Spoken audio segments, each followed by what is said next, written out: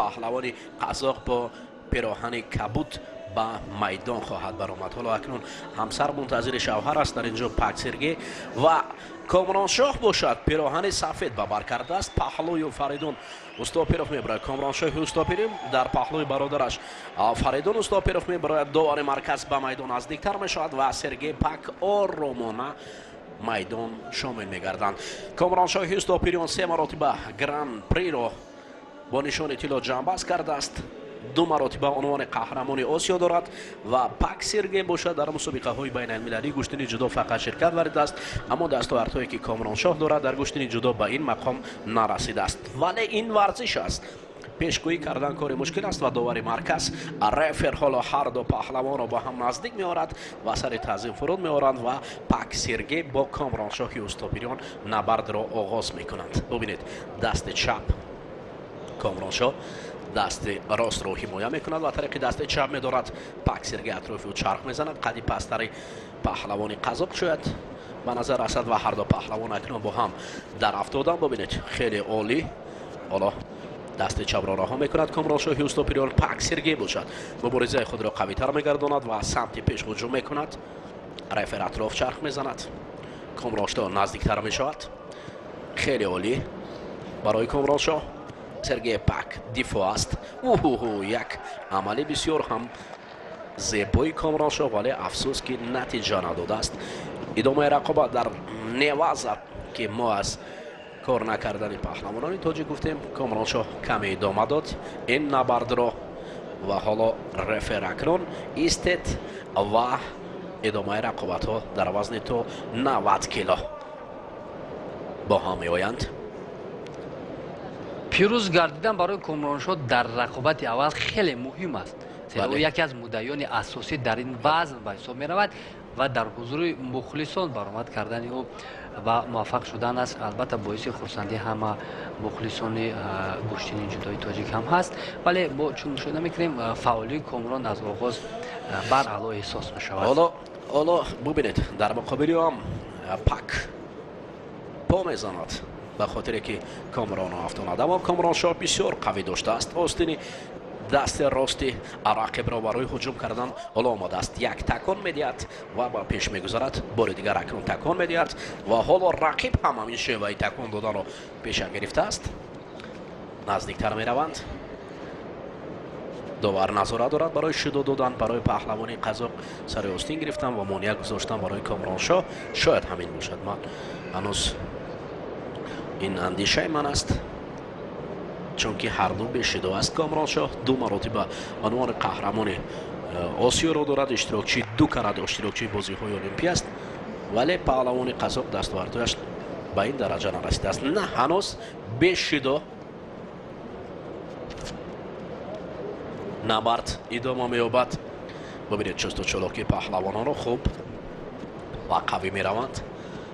پاک سرگی سمت دیگر می‌رود. یک بسیار حرکتی خطرناک از جانب پهلوان قزاق. کامرانشاه آرامانه ایستاده است. حالا دست و آستین یکدیگر را داشتند و مبارزه میان این دو پهلوان قوی تر می شود برای کامرانشاه و پاک سرگی. ببینید یکدیگر را می هراسانند از حرکت های جذاب و تیزتر خود. دستی یا انگشت پهلوان قزاق لند می بردارد، در حال گریبان خود را خوب دفاع می کند. حرکت پهلوانی ما اینجا بازانو می افتاند. اولین شده برای کفالی پهلوان قزاق از جانب رفر باید به نظر گرفته شود و کامرانشاه نظر می افکند بر رقیب هر کناری که می رود.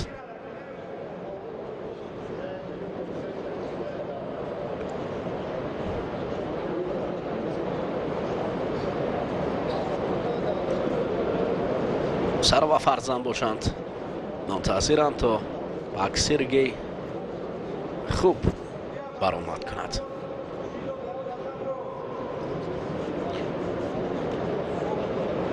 کامرانشاه استاپیریان آخران مراتب 2 مرتبه در بازی‌های المپی شرکت ورده بود. سال 2016 و 2021 در بازی‌های المپی پکین.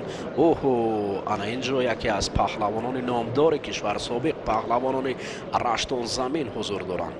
лоиқов ҳосилолае ки сунатулло лоиқов дирӯз фарзанди ӯ дар ин мусобиқот баромад карда буд. лоиқовҳое ки дар водии рашт ёрибек лоиқов мегӯянд, падаре ки фарзандони қавиро тарбия кардааст. Комрон мунтазир аст то пак Сергей баргардад. паҳлавони сангинвазн Некрус ки аз сулолаи паҳлавони вилояти Сухт буд. лаҳзаи пеш ӯро мо дидем.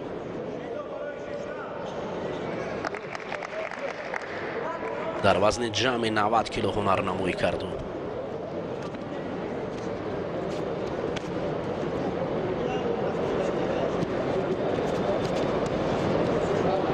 Некрус некбахзода дар муқобили рақиби узбек бохт Олтабоев.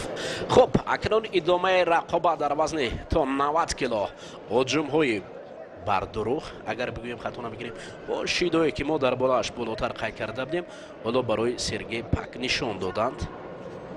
ҳамун шидое ки мо ҳарф дар борааш задем болотар.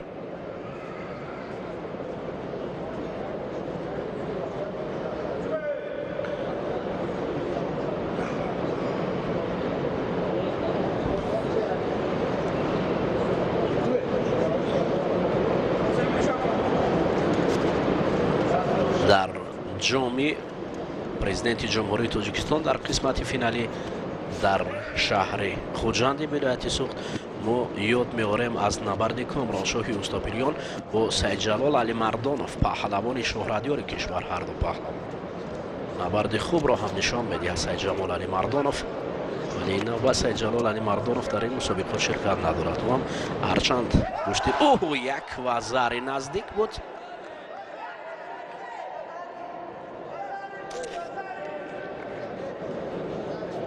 баъзе аз нафарон тақозо доранд ки ин вазаре буд.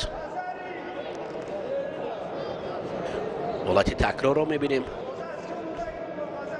Сороб Шоқулов ба экран назар меафканад. мураббии дирӯза паҳлавони вазни то 81 килоа Хусрав Аламов.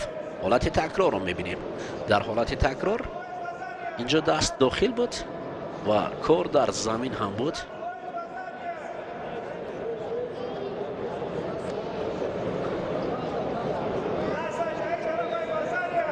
метавонад 50 дар 50 гуфтан мумкин аст ки вазаре даст дохил буд.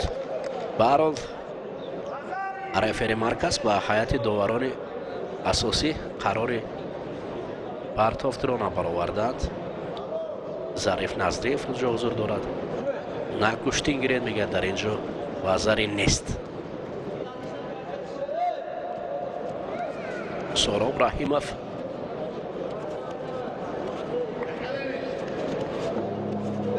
пак Сергей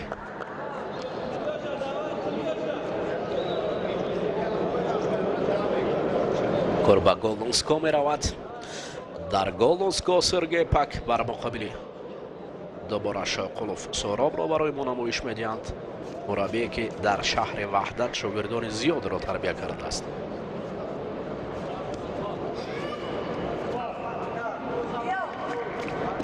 Комроншоҳ аксуламал ҳуҷум дорад. Сергей пак камфаол аст. бубинед замин меафтад бо зону ва инҷо шидои навбатӣ барои паҳлавони қазоқ аз эҳтимол дур нест.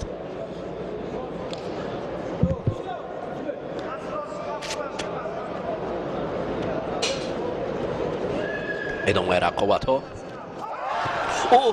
сиёҳи наге барои Комроншоҳи Устопирён акнун пирӯзӣ овард дар даври аввал бо кафкубии мухлисон. дар ин ҷо ҳузури мухлисон ба хотири ин сиёҳи наги Комроншоҳи Устопирён ва аҳсан ба Сергей пак ҳам ки дар муқобили ӯ хеле хуб ҳунарнамоӣ кард. ҳамсар каме озурда аст вале ин гӯштин аст, чун болотар бо ҳамин усул пирӯз шуда буд ва ин навбат акнун шикаст мехӯрад ва табассум дар чеҳраи ҳарду паҳлавон ва дӯстӣ миёни паҳлавонон аст. акнун Комроншоҳи Устопирён дар даври минбаъда ё бо муин ё бо рақиби юсупов муҳаммад акобир мешаст ки гӯштин хоҳанд гирифт. ҳоло мо ин рақобатро хоҳем дид ва инҷо паҳлавони узбек довталаб маҳсуб мешавад. паҳлавони ду паҳлавони узбек довталаб дар вазни то 90 кило барои қисматҳои минбаъда. ҳолати такрорро мебинем ки Комроншо хеле хуб ипон сиёнагеро бисёр олӣ сиёнагерест дар инҷо аст